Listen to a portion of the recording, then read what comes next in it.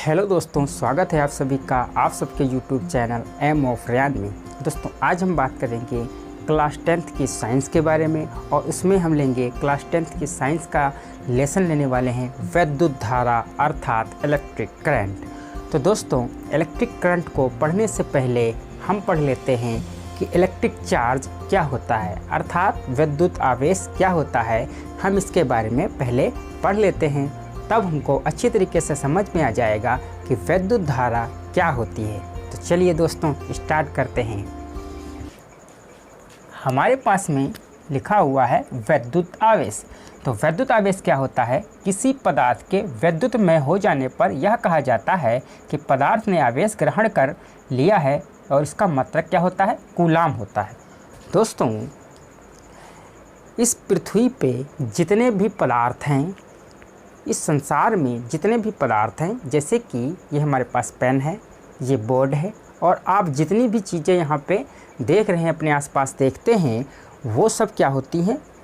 सब पदार्थ होती हैं, द्रव्य होती हैं। और दोस्तों जो द्रव्य होता है वो इलेक्ट्रॉन, प्रोटॉन और न्यूट्रॉन से मिलकर बना होता है। जैसे हमारे पास ये क्या है दोस्तों? ये कोई वस्तु है और ये वस्तु जो है इसमें इलेक्ट्रॉन व प्रोटॉन होते हैं। इलेक्ट्रॉन, प्रोटॉन व न्यूट्रॉन होते हैं। न्यूट्रॉन व प्रोटॉन इसके नाभिक में होते हैं, सेंटर में, और इलेक्ट्रॉन जो है दोस्तों उसके चारों तरफ चक्कर लगाया करते हैं। ये होता है दोस्तों प्रोटॉन, P+ का चार्ज प्रोटॉन। N जो होता है वो न्यूट्रल होता है, उस पर कोई चार्ज नहीं होता है। और E फॉर इलेक्ट्रॉन, इलेक्ट्रॉन पर माइनस चार्ज होता है। तो दोस्तों जितनी भी हम अपने आसपास वस्तुएं देखते हैं वो सब द्रव्य हैं और वो काहे से मिलकर बनी होती हैं? इलेक्ट्रॉन, प्रोटॉन और न्यूट्रॉन से। इलेक्ट्रॉन बाहरी कक्षा में चक्कर लगाया करते हैं, प्रोटॉन व न्यूट्रॉन जो है अंदर नाभिक में रहते हैं। दोस्तों इलेक्ट्रॉन पर माइनस का आवेश होता है और प्रोटॉन पर प्लस का आवेश होता है। तो कोई भी अगर वस्तु है तो उसमें इलेक्ट्रॉन होंगे, प्रोटॉन होंगे और न्यूट्रॉन होंगे। और दोस्तों यहाँ पर सबसे इम्पोर्टेंट बात यह है कि जितने एक वस्तु में इलेक्ट्रॉन होते हैं उतने ही प्रोटॉन होते हैं। जैसे कि हमारे पास ये वस्तु है और इस वस्तु में जितने प्लस चार्ज अर्थात प्रोटॉन होंगे उतने ही माइनस चार्ज अर्थात इलेक्ट्रॉन होंगे। तो यहाँ पर आपको दिख रहा होगा मैंने बना दिए 3 प्लस और 3 माइनस। प्लस का अर्थ है दोस्तों प्रोटॉन और माइनस का अर्थ है दोस्तों इलेक्ट्रॉन। तो मान लिया इसमें 3 प्रोटॉन हैं और 3 ही तो क्या होंगे? इलेक्ट्रॉन भी होंगे। तो कोई भी वस्तु जो होती है उसमें जितने प्रोटॉन होते हैं उतने ही इलेक्ट्रॉन होते हैं। तो दोस्तों ये वस्तु क्या कहलाएगी फिर? उदासीन। कोई भी वस्तु होती है अगर उस पर जितने प्लस हैं उतने ही माइनस हैं तो वस्तु कैसी होती है? वो उदासीन होती है, न्यूट्रल होती है। और जब इस वस्तु से किसी तरीके से हम माइनस को अलग कर लेंगे अर्थात माइनस को हम इस वस्तु से हटा लेंगे या फिर माइनस को हम इस वस्तु में डाल देंगे, तब ये वस्तु दोस्तों चार्ज या डिस्चार्ज हो जाएगी। तो किसी वस्तु को अगर हमको डिस्चार्ज करना है तो हमको क्या करना पड़ता है? एक इलेक्ट्रॉन कहीं से लाकर इस वस्तु में डाल देना होता है। तो अगर हम एक इलेक्ट्रॉन कहीं से लाकर इस वस्तु में डाल देंगे तो इस वस्तु में इलेक्ट्रॉनों की क्या हो जाएगी? अधिकता हो जाएगी अर्थात इलेक्ट्रॉन ज़्यादा हो जाएंगे दोस्तों। तो ये वस्तु क्या हो जाएगी? डिस्चार्ज हो जाएगी, क्योंकि दोस्तों यहाँ पर जो प्लस हैं वो कम हो जाएंगे, जो माइनस हैं वो ज़्यादा हो जाएंगे। तो ये वस्तु कैसी हो जाएगी? ये वस्तु डिस्चार्ज अर्थात अनावेशित हो जाएगी। और अगर हम इस वस्तु से इलेक्ट्रॉन को हटा लेंगे, एक इलेक्ट्रॉन हटा लिया मैंने, जो दूसरा इलेक्ट्रॉन हटा लिया, एक और इलेक्ट्रॉन हटा लिया, तब दोस्तों अगर हम एक वस्तु से इलेक्ट्रॉन को किसी क्रिया द्वारा, किसी मेथड द्वारा इलेक्ट्रॉन को हटा लेते हैं तब जो है ये वस्तु पर प्लस चार्ज ज़्यादा हो जाएगा अर्थात अधिक हो जाएगा। तो इस वस्तु पर हमको क्या मिलेगा देखने को? ये वस्तु चार्ज हो जाएगी अर्थात इस वस्तु पर चार्ज आ जाएगा, अर्थात आवेश आ जाएगा। तो दोस्तों उम्मीद है आपको समझ में आया होगा कि कोई वस्तु कैसे चार्ज और कैसे डिस्चार्ज की जाती है। मैं आपको एक बार और समझा देता हूँ। जैसे हमारे पास जितनी भी वस्तुएं हैं आप देख रहे हैं अपने आसपास, वो सारी वस्तुएं कैसी होती हैं? उदासीन होती हैं। जैसे ये मार्कर है, ये उदासीन है। इस मार्कर में जितने प्लस हैं उतने ही माइनस हैं। अर्थात अगर इसमें मान लिया 10 प्लस हैं तो 10 ही क्या होंगे? माइनस होंगे। और जब हम किसी क्रिया द्वारा माइनस इसमें से निकाल लेंगे, इस पर 10 प्लस चार्ज हैं और 10 माइनस चार्ज हैं, तो इसमें से जब हम माइनस चार्ज को बाहर निकाल लेंगे, 1 माइनस या 2 माइनस इसमें से किसी क्रिया द्वारा हम बाहर निकाल लेंगे तो इस पर क्या हो जाएंगे? प्लस चार्ज की अधिकता हो जाएगी। तो जब प्लस चार्ज पर अधिक हो जाएंगे तो ये वस्तु क्या हो जाएगी? आवेशित हो जाएगी। और अगर हम इस वस्तु में कहीं से दूसरी जगह से इलेक्ट्रॉन ला के इसमें अंदर डाल दें तो ये वस्तु पर इलेक्ट्रॉन की अधिकता हो जाएगी, अर्थात ये वस्तु डिस्चार्ज हो जाएगी। दोस्तों उम्मीद है आपको पता चला होगा कि आवेश जो है किसी वस्तु को हम किस प्रकार से चार्ज और डिस्चार्ज करते हैं। तो दोस्तों अब हम पढ़ते हैं विद्युत आवेश की परिभाषा। लिखा है किसी पदार्थ के विद्युत में हो जाने पर यह कहा जाता है कि पदार्थ ने आवेश ग्रहण कर लिया है और इसका मात्रक क्या होता है? कूलाम होता है। तो अगर किसी पदार्थ के विद्युत में हो जाने पर यह कहा जाता है कि पदार्थ ने आवेश ग्रहण कर लिया है। तो दोस्तों मैंने जैसा आपको समझाया, अगर किसी वस्तु में आवेश ग्रहण कर लिया है, अर्थात इसने माइनस ग्रहण कर लिया है या फिर इसमें से माइनस निकाल लिया गया है, तो ये वस्तु क्या हो जाएगी? विद्युत आवेश इसमें आ जाएगा। अर्थात जैसे कि मैंने बताया था, अगर इस मार्कर से हम माइनस अलग निकाल लें या माइनस को हम इसमें डाल दें तो क्या हो जाएगी? ये वस्तु आवेशित हो जाएगी। अर्थात हम समझ जाएंगे कि इस वस्तु पर आवेश आ चुका है। दोस्तों आवेश को हम काहे में मापते हैं? कूलाम में मापते हैं। आवेश का जो मात्रक है वो कूलाम होता है। अगर हम बोलें कि इस वस्तु पर एक आवेश है तो ऐसे ये गलत होता है। दोस्तों हम बोलेंगे इस वस्तु पर 1 कूलाम आवेश है, हम बोलेंगे इस वस्तु पर 10 कूलाम आवेश है।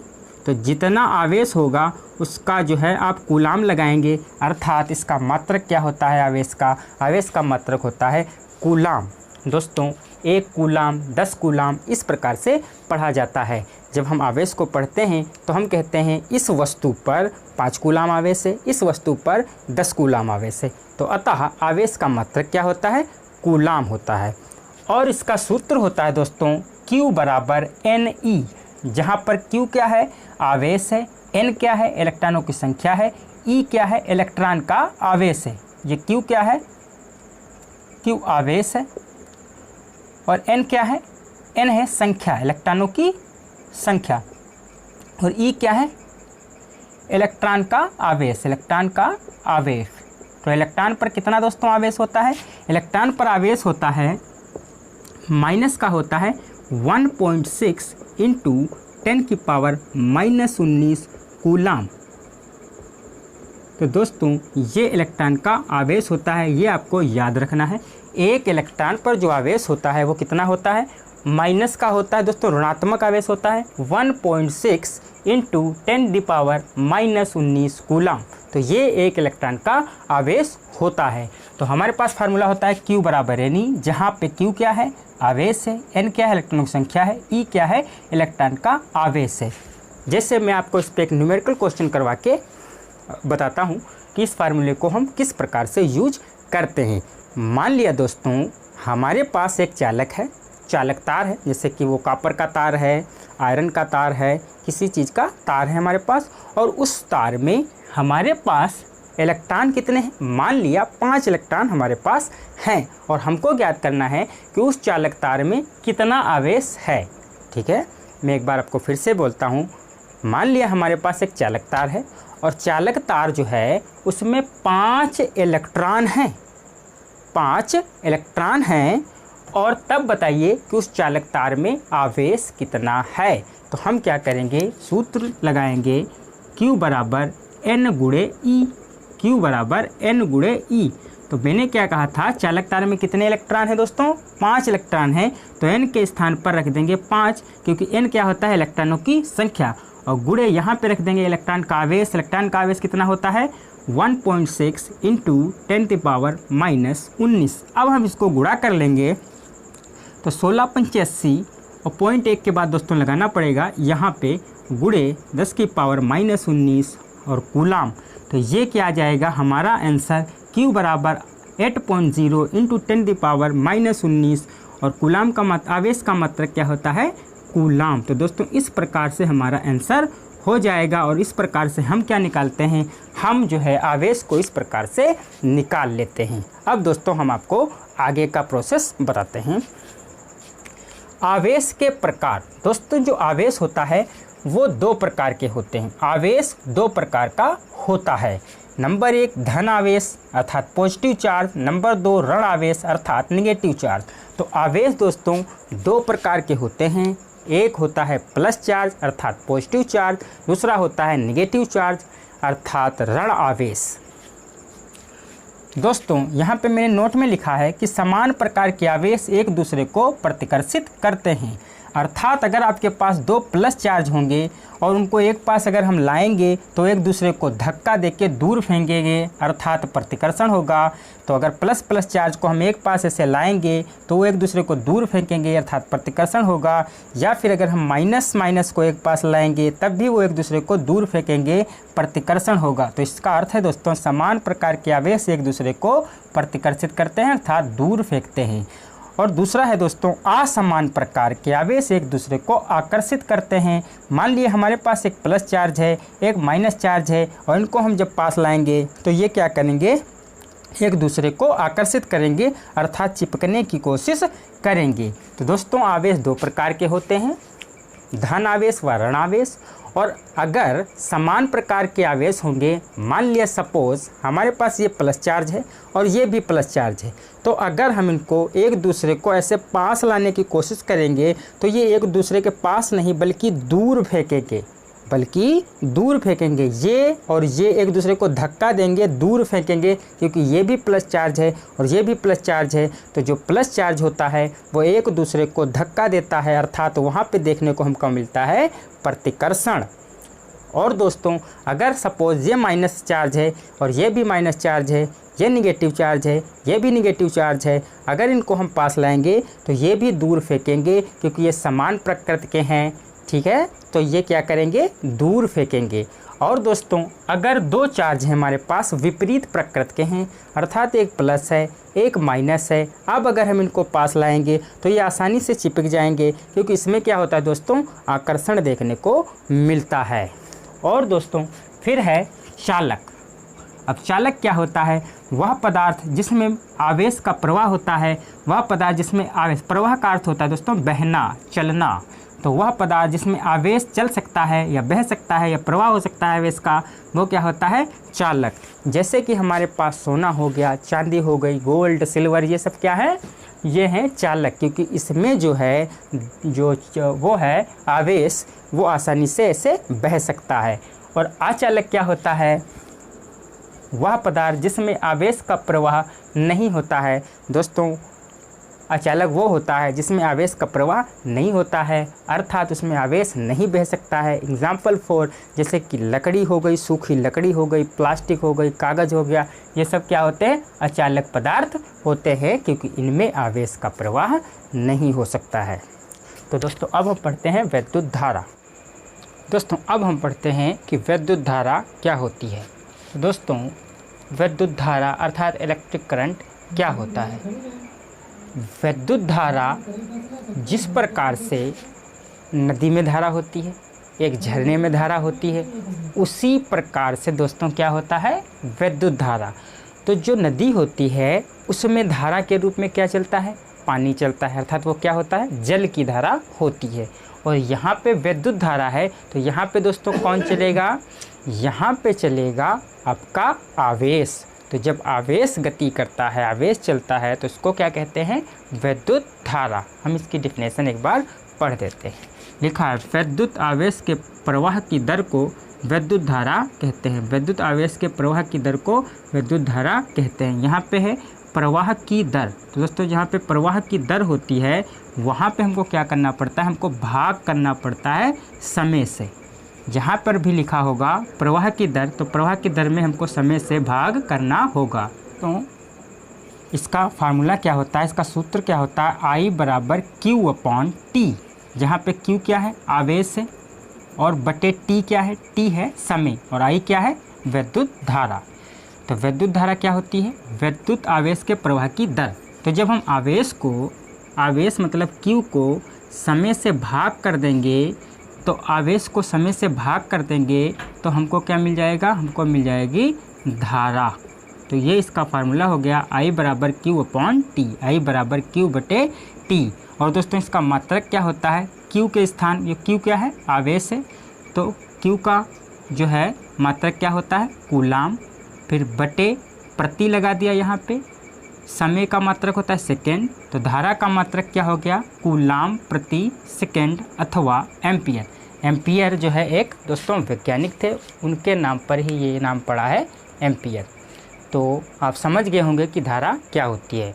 जब हम आवेश बहता है किसी चालक तार में, उसको हम समय से भाग लगा देते हैं तो हमको क्या मिल जाता है? विद्युत धारा। आवेश के प्रवाह की दर को विद्युत धारा कहा जाता है। जब आवेश के प्रवाह की दर, तो आवेश मतलब Q, और उसके प्रवाह की दर जहाँ पे आएगा उसको हम समय से भाग कर देंगे, अर्थात Q को भाग कर देंगे T से, अर्थात समय से, तो हमको क्या मिल जाएगा? हमको मिल जाएगा विद्युत धारा। तो इसका फार्मूला बना जाके I बराबर Q/T, और इसका मात्रक क्या बना जाके? Q अर्थात आवेश, आवेश का मात्रक होता है कूलाम, T होता है समय, इसका मात्रक होता है सेकेंड, तो मात्रक हो गया कूलाम प्रति सेकेंड अथवा एम्पियर। एम्पियर भी मात्रक होता है और कूलाम प्रति सेकेंड भी मात्रक होता है। तो अब हम बात करते हैं विद्युत धारा की दिशा की। तो दोस्तों विद्युत धारा की दिशा, जैसे कि हमारे पास ये एक चालक तार है AB, ये हमारे पास एक चालक तार है AB, तो इसमें जो है विद्युत धारा की दिशा A से B की तरफ होगी या B से A की तरफ होगी, इसके बारे में हम बात करेंगे। तो दोस्तों अगर हमारे पास ये चालक तार है और इस चालक तार में प्लस आवेश जो है वो A से B की तरफ बह रहा है, ये हमारे पास दोस्तों एक चालक तार है। इस चालक तार में अगर हमारे पास प्लस आवेश A पॉइंट से B पॉइंट की तरफ बह रहा है, तो धारा की दिशा होगी B से A की तरफ, विपरीत दिशा में होगी। और अगर हमारे पास प्लस चार्ज B से, मान लिया B से A की तरफ प्लस चार्ज बह रहा है, तो धारा की दिशा हो जाएगी A से B की तरफ, अर्थात विपरीत दिशा में बहती है धारा, प्लस के विपरीत दिशा में बहती है। अगर प्लस चार्ज A से B की तरफ जा रहा है, अगर प्लस चार्ज इधर से A से B की तरफ जा रहा है, A से B की तरफ जा रहा है, तो धारा की दिशा होगी B से A की तरफ, B से A की तरफ। और अगर प्लस चार्ज B से A की तरफ आ रहा है, अगर प्लस चार्ज B से A की तरफ आ रहा है, तो धारा की दिशा होगी A से B की तरफ, अर्थात दोस्तों विपरीत दिशा में धारा की दिशा होती है। अगर प्लस चार्ज इधर से इधर आ रहा है तो धारा होगी इधर से इधर, इस प्रकार से। और दोस्तों विद्युत धारा का मापन किससे किया जाता है? अमीटर से किया जाता है। जो आपको स्क्रीन पे वहाँ पे दिख रहा है ये अमीटर है, और इसको इसी से जो है धारा का मापन किया जाता है। तो आप इसी से धारा का मापन अच्छी तरीके से कर सकते हैं। ये है एक अमीटर और इससे धारा का मापन आप कर सकते हैं। तो दोस्तों अगर यहाँ तक आपको नोट करना है तो वीडियो को पॉज करके नोट कर लीजिए।